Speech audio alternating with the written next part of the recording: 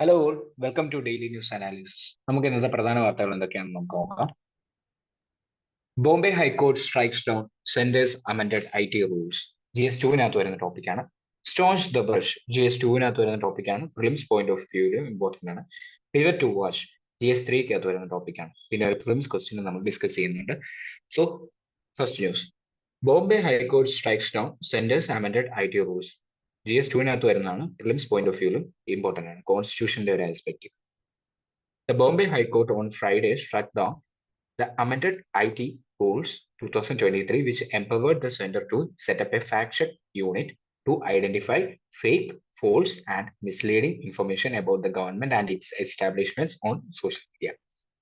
അപ്പം നമ്മുടെ അമെൻഡ് ചെയ്ത IT Rules 2023 ഇത് സെന്ററിന് ഒരു ഫാക്ട് ചെക്ക് യൂണിറ്റ് സെറ്റപ്പ് ചെയ്യാൻ വേണ്ടിയുള്ള ഒരു പവർ കൊടുക്കുന്നുണ്ടായിരുന്നു ഈ ആക്ട് വഴി.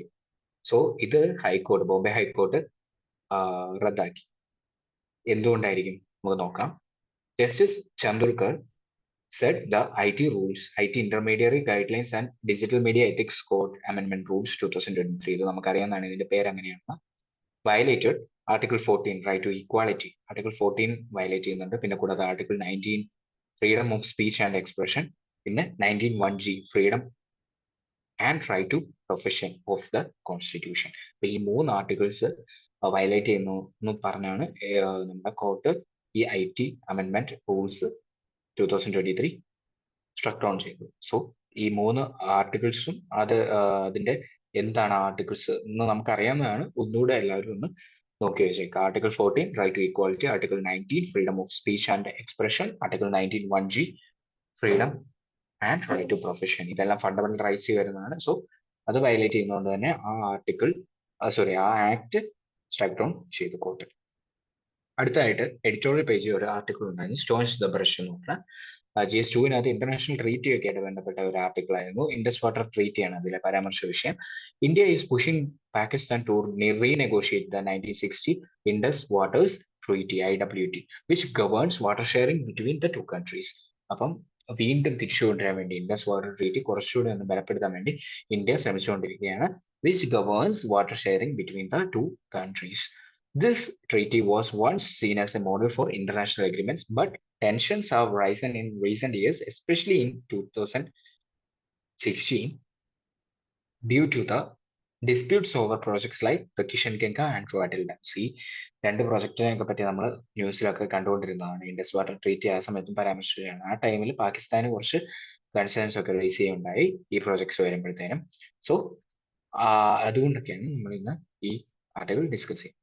The background of the issue includes the treaty purpose. IWT was created to ensure fair sharing of water from rivers that flow from India to Pakistan. ഒരു fair sharing of water, ഇൻഡസിന്റെ ട്രിബ്യൂട്ടറീസിന്റെയും fair sharing of water നടക്കുവാൻ വേണ്ടിയാണ് നമ്മുടെ IWT അല്ലെങ്കിൽ Indus water treaty കൊണ്ടുവന്നത്. Disputes എന്തൊക്കെയാണ് നമുക്ക് നോക്കാം. In recent years Pakistan has raised concerns about Indian projects affecting its water supply, leading to calls for international arbitration. അപ്പം പാകിസ്ഥാൻ റേസ് ചെയ്തേക്കുന്ന കൺസേൺസ് ആണ് ഇന്ത്യയുടെ ഈ പ്രോജക്റ്റുകളൊക്കെ, കിഷൻ ഗംഗ, റാറ്റിൽ തുടങ്ങിയ പ്രോജക്റ്റുകളൊക്കെ അവരുടെ പാകിസ്ഥാനിലെ ആ ഒരു വാട്ടർ ഫ്ലോയെ ഇന്ററപ്റ്റ് ചെയ്യുമെന്നായിരുന്നു അവരുടെ കൺസേൺ. അപ്പം വേൾഡ് ബാങ്ക് ഒരു സപ്പോർട്ടറാണ് ഈ ട്രീറ്റിയുടെ. അപ്പം ഒരു ഡിസ്പ്യൂട്ട് റെസൊല്യൂഷൻസ് ഒക്കെ അവർ സജസ്റ്റ് ചെയ്തിരുന്നു, പക്ഷെ അത് കുറച്ച് കോംപ്ലിക്കേറ്റഡ് ആണ്. സോ ഇതിലെ ഒരു പൊളിറ്റിക്കൽ ക്ലൈമറ്റ് എന്താ നമുക്ക് നോക്കാം. Relations between India and Pakistan have deteriorated, അറിയാവുന്ന കാര്യമാണ്. With leaders on both sides using harsh language. കുറച്ച് ഇൻസിഡൻസ് ഒക്കെ കൊടുത്തിട്ടുണ്ട്. Indian prime minister blood and water എന്ന് പറയുന്ന ഒരു സ്റ്റേറ്റ്മെന്റ് നമ്മൾ കൊണ്ടുവന്നു. Blood and water cannot coexist after a terror attack in 2016 നമ്മൾ കൗണ്ടർ ആർഗ്യുമെന്റ് നമ്മൾ ചെയ്തിരുന്നു. Okay, current status. India has stopped all meetings of the PIC, Permanent Indus Commission on PIC, until Pakistan agrees to talks. Pakistan ഒരു സംസാരത്തിന് വേണ്ടി engage ചെയ്യുന്നവരെ അല്ലെങ്കിൽ agree ചെയ്യുന്നവരെ India എല്ലാ മീറ്റിംഗ്സും PICയുടെ സ്റ്റോപ്പ് ചെയ്തിട്ടുണ്ട്. Okay, there's no significant political engagement or trade between the countries and security concerns have increased. Okay, looking ahead, there's a potential opportunity for dialogue at the upcoming SEO meeting in October. Addressing modern challenges like climate change and renewable energy could be key to revitalizing the treaty and improving relations. അപ്പം നമ്മൾ ഇനി മുന്നോട്ട് നോക്കുന്നത് എന്താണ്? ആ SEO മീറ്റിംഗിൽ നമ്മുടെ ആ ഡയലോഗ്സ് ഒക്കെയാണ് നമ്മൾ ഒരു പൊട്ടൻഷ്യൽ ഓപ്പർച്യൂണിറ്റി ആയിട്ട് നമ്മൾ നോക്കുന്നത്. ഓക്കെ, Indus Water Treaty എന്താണെന്ന് നമുക്ക് നോക്കാം. Indus Water Treaty was signed on September 19, 1960 between India and Pakistan and was brokered by World Bank. ഇത് പ്രിലിംസ് പോയിന്റ് ഓഫ് വ്യൂവിൽ ഇമ്പോർട്ടൻ്റ് ആണ്, ഓർത്ത് വെച്ചേക്കാം.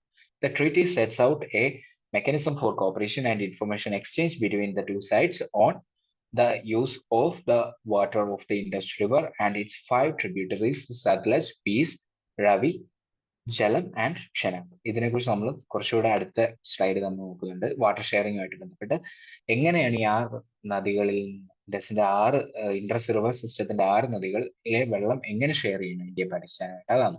It allocated the 3 western rivers Indus, Chenab and Jhelum to Pakistan for unrestricted use barring certain non consumptive agricultural and domestic uses by India. അപ്പോൾ western rivers ആയ Indus, Chenab, Jhelum ഇത് തുടങ്ങിയ നദികൾ പാകിസ്ഥാൻ യൂസ് ചെയ്യാം. കൂടാതെ ഈസ്റ്റേൺ നദികളായ രവി, ബീസ്, സത്ലജ് ഇതൊക്കെ ഇന്ത്യക്ക് യൂസ് ചെയ്യാൻ റെസ്ട്രിക്റ്റഡ് ആയിട്ട്. ഓക്കെ, 80% ഷെയർ വെള്ളവും പാകിസ്ഥാനവും 20% നമ്മുടെ ഇന്ത്യക്കും. ഓക്കെ, പെർമനന്റ് ഇൻഡസ് കമ്മീഷൻ എന്ന് പറഞ്ഞാൽ ഇത് സെറ്റപ്പ് ചെയ്തിരിക്കുന്ന രണ്ട് രാജ്യങ്ങളും ഇത് സെറ്റപ്പ് ചെയ്യണമെന്നാണ് ഇൻഡസ് വാട്ടർ ട്രീറ്റി പ്രകാരം പറയുന്നത്. പിന്നെ കൂടാതെ ആനുവൽ ആയിട്ട് മീറ്റിംഗ് നടത്താം.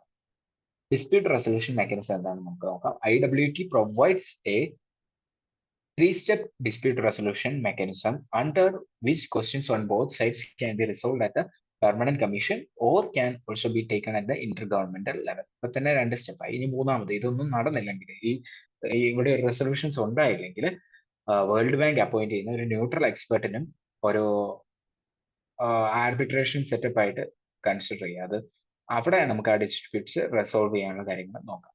It acts as a court of arbitration set up by World Bank. Okay, അപ്പൊ ഏതൊക്കെയാ പ്രോജക്റ്റ് നോക്കാം. നമ്മൾ ഇൻഡസ് വാട്ടർ ട്രീറ്റി ആയിട്ട് ബന്ധപ്പെട്ട് പകൽദുൽ ആൻഡ് ലോവർ കൽനൈ എന്ന് പറഞ്ഞ ഒരു പ്രോജക്റ്റ് ഉണ്ട്. Pakal Dul hydro electric project built on river Marusudar, a tributary of the Chenab. Lower Kalnai is developed on the Chenab. Okay, Kishan Ganga എന്താന്ന് നോക്കാം. Kishangarh Hydroelectric Project. It is a run-of-the-river project located in Jammu and Kashmir. Pakistan objected to the project, arguing that it would affect the flow of Kishangarh River, called the Neelam River in Pakistan. Okay. In 2013, the Hague's Permanent Court of Arbitration ruled that India could divert all the water with certain conditions. Okay. Rattle hydroelectric project. It is a run-off river hydroelectric power station on the Chenab River in Jammu and Kashmir. അപ്പം കിഷൻഗംഗ പ്രോജക്റ്റും പിന്നെ അതുപോലെ rattle hydro electric project ഒക്കെ construct ചെയ്യുന്നതിന്റെ ഒരു അല്ലെങ്കിൽ construct ചെയ്യുന്നതുമായിട്ട് ബന്ധപ്പെട്ട് ഡിസിഷൻസിന്റെ ഒരു ആഫ്റ്റർമാത്ത് ആയിട്ട് കണ്ടാൽ മതി പാകിസ്ഥാന്റെ ഈ റെസ്പോൺസ്. ഓക്കെ, ഇനി അടുത്ത ഒരു ആർട്ടിക്കിൾ ഉണ്ടായിരുന്നു, പിവറ്റ് ടു വാഷ് എന്ന് പറഞ്ഞാൽ GS3 വരുന്നതാണ്. ഇത് എഡിറ്റോറിയൽ പേജിൽ ഉണ്ടായിരുന്നതാണ്. നമുക്ക് ഇതിന്റെ ഒരു എന്താണ് ഈ ആർട്ടിക്കിൾ പരാമർശിക്കുന്നത് നമുക്ക് നോക്കാം. The US Federal Reserve has cut interest rate for the first time in over 4 years. അപ്പം 4 വർഷം കൂടിയിട്ട് US ഫെഡറൽ റിസർവ് അവരുടെ ഇൻട്രസ്റ്റ് റേറ്റ് കട്ട് ചെയ്തു, lowering the benchmark rate by half a percentage point. This shift comes after the Fed had kept rates at the highest levels. നമുക്കറിയാം Covid ഒക്കെ കഴിഞ്ഞപ്പോൾ അവര് ഇൻഫ്ലേഷനെ ഒക്കെ കോമ്പാറ്റ് ചെയ്യാൻ വേണ്ടി, ഇൻഫ്ലേഷനൊക്കെ പ്രിവെന്റ് ചെയ്യാൻ വേണ്ടി, പ്രൈസ് റൈസ് ഒക്കെ കുറയ്ക്കാൻ വേണ്ടി അവരവരുടെ ഫെഡറൽ റിസർവിന്റെ ഇൻട്രസ്റ്റ് റേറ്റ് കട്ട് ചെയ്തിരിക്കുകയാണ്. അല്ലെങ്കിൽ എന്ത് സംഭവിക്കും, കൂടുതൽ പൈസ ആളുകളിലേക്ക് എത്താൻ തുടങ്ങും, ആളുകൾ കൂടുതൽ കടമെടുക്കും, ഒത്തിരി ആളുകളിലേക്ക് പൈസ വരും, അപ്പൊ ഇൻഫ്ലേഷൻ വീണ്ടും കൂടും. എക്കോണമിയിലെ ബേസിക് പ്രിൻസിപ്പിൾസ് നമുക്കറിയാവുന്നതാണ്, നമ്മൾ എപ്പോഴും ഡിസ്കസ് ചെയ്യുന്നതാണ്. ഓക്കെ, അതുകൊണ്ട് തന്നെ ഒന്ന് കൂട്ടി വെച്ചിരിക്കുകയാണ്. ഇപ്പൊ എന്താ അതെ, ആ റേറ്റ് ഒക്കെ കട്ട് ചെയ്തു. ഓക്കെ.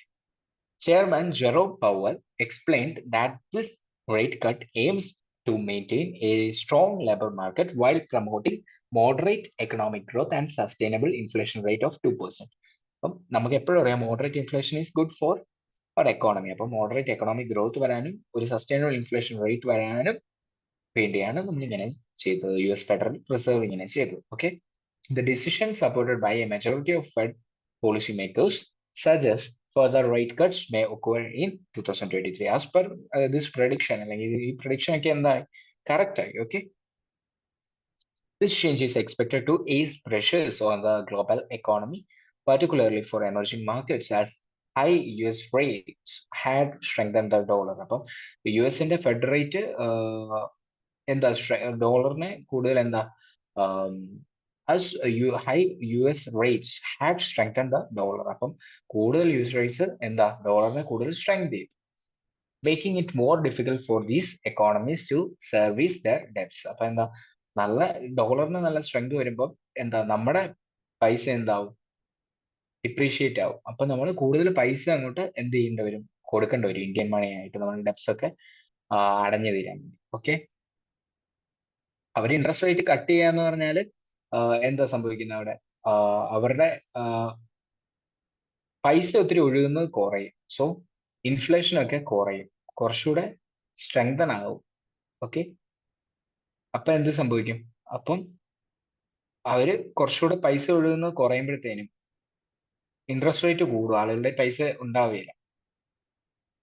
അപ്പൊ എന്താ ഈ എക്കോണമിക്കൊക്കെ ഡെപ്റ്റ് ഒക്കെ ബാക്കിയുള്ള എക്കോണമീസ് ഒക്കെ കുറച്ചധികം പൈസ അവരുടെ അതിന് ഭയങ്കര വിലയായിരിക്കും. ഡോളർ സ്ട്രെങ്തൻ ആവുക എന്ന് പറഞ്ഞാൽ എന്ത് സംഭവിക്കും, ഡോളർ സ്ട്രെങ്തൻ ആകുമ്പോൾ നമ്മൾ ഡിപ്രീഷിയേറ്റ് ആയി. ഓക്കെ. ഡോളറിനായിരിക്കും അവിടെ വില, നമ്മൾ കൂടുതൽ പൈസ ഡെപ്റ്റിലൊക്കെ ആയിട്ട് അടച്ചു തരേണ്ടി വരും. Okay. Indian officials welcomed the rate cut, noting it might lead to increased foreign investment in India.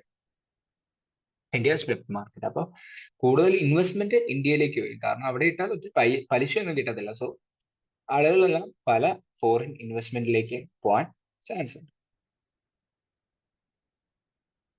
While Powell emphasized the overall strength of the US economy, outgoing global uncertainties include conflicts in Europe and West Asia could signal potential challenges ahead. അപ്പം overall US economy strength ആയെങ്കിലും നമുക്കറിയാം global uncertainties ഇപ്പോഴും ഉണ്ട്. നമ്മുടെ യൂറോപ്പിലെയും Ukraine Russia യുദ്ധവും എല്ലാം നമുക്കറിയാം. So പിന്നെ വെസ്റ്റ് ഏഷ്യൻ റീജിയനിലെ അൺസർട്ടനിറ്റീസും ഒക്കെ നമുക്കറിയാം. സോ പൊട്ടൻഷ്യൽ ചലഞ്ചസ് ഉണ്ട്. ഓക്കെ. ഇതൊക്കെയായിരുന്നു ഇന്നത്തെ പ്രധാനപ്പെട്ട ആർട്ടിക്കിൾസ്. നമുക്കൊരു പ്രിലിംസ് ക്വസ്റ്റ്യൻ കൂടെ നോക്കാം. ഇത് പ്രീവിയസ് ഇയർ ചോദിച്ചാൽ 2021 with reference to the Indus river system of the following 4 rivers, these 3 of them flow into one of them which joins the Indus directly. Among the following, which one is such a river that joins the Indus directly? Option A, Chenab. Option B, Jhelum. Option C, Ravi. Option D, Satluj. എല്ലാവരും ഒന്ന് comment ബോക്സിൽ ഇതിന്റെ answer type ചെയ്യുക. Okay. So thank you. Happy new year.